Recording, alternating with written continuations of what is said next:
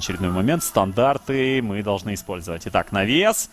Она забивать! Есть гол! Мы забиваем уже на 20-й минуте, друзья. Есть гол, и автором забитого мяча становится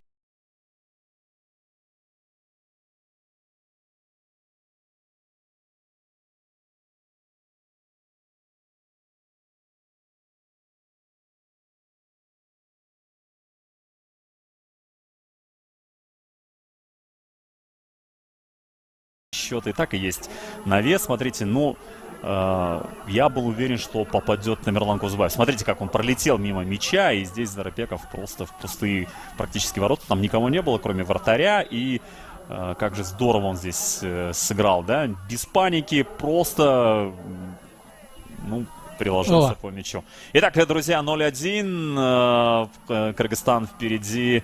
Алга Кыргыз. Оң канатта топ көзөмөл менен барган сайын жакын келип бара жатат жана жергиликтүү көрөрмандар эми гана өзүнүн ушул салтына ылайык дагы колдоону көрсөтүп жатат. Чындыгында араб мамлекеттеринде дал ушундай өзүнүн музыкалык аспаптардын коштоосунда ырдап бийлеп дагы алар көрөрмандык кылган жакшы көрөт. Азырайып аянчанын ичине кирип келген топ жана эсеп сандары 1-1. Тилекке каршы дал ушул абалдын ката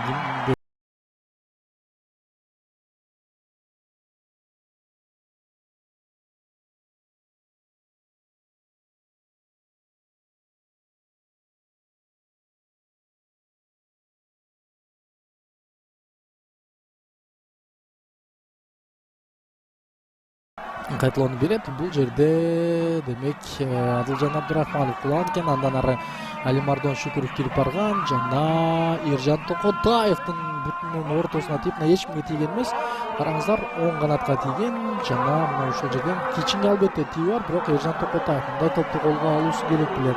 Азыр жакшылап байкап көрөбүз. Оң канатка узатылган топ Алимардон Шүкүров бир аз кечиккен, бирок албетте кичин бутуна тийип дагы Эржан Токотаевка кеткен айтор. Антсе дагы Амантур Шамурзаев бир аз артыраак түшүүсү керек.